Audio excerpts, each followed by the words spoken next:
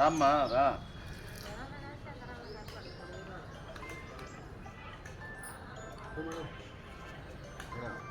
ఫోటోలు కూడా చూడండి అట్లా.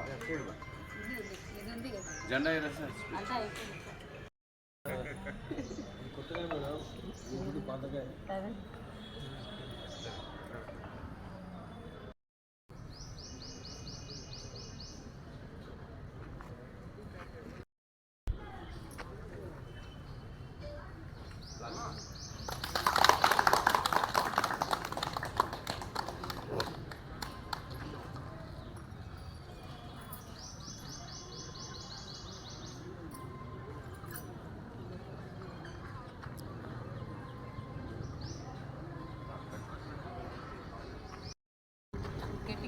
గట్టిగా పడండి.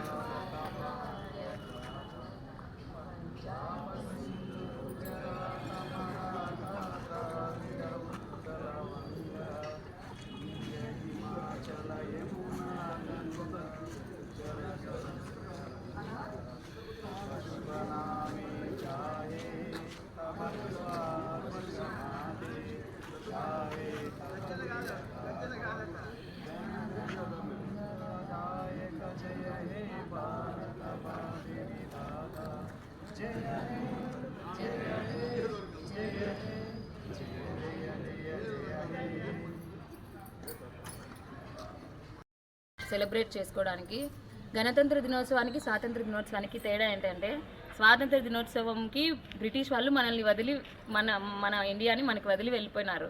కానీ మనకి మన ఇంత పెద్ద భారతదేశాన్ని నడుపుకోవడానికి ఎటువంటి రూల్స్ లేవు. అందుకని రాజ్యాంగం అనేది ఒకటి తయారు చేసుకోవాలని మన అంబేద్కర్ గారు, నెహ్రూ గారు, గాంధీ గారు వంటి నాయకులు ఒక రాజ్యాంగ సభగా ఏర్పడి వాళ్ళు కష్టపడి తయారు చేసుకున్న రాజ్యాంగం వల్లనే మనం ఈరోజు ఈ స్వేచ్ఛా వాయువులు అనుభవించగలుగుతున్నాం. ముఖ్యంగా బలహీన వర్గాలు, మహిళలు వీళ్ళకి ఒక 200-300 సంవత్సరాలకు ముందు ఎటువంటి హక్కులు ఉండేవి కాదు, స్వేచ్ఛ ఉండేది కాదు. కానీ రాజ్యాంగం మనకి ఇచ్చిన ప్రాథమిక హక్కుల వలన, మిగతా అధికరణల వల్లనే మనం ఈరోజు ఇంత స్వేచ్ఛగా ఉంటున్నాము.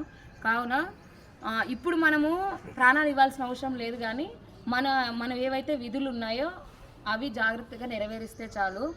మనకి ఇప్పుడు ప్రజాస్వామ్యానికి అసలైన పరీక్ష ఇంకో 2-3 నెలల్లో ఉంటుంది.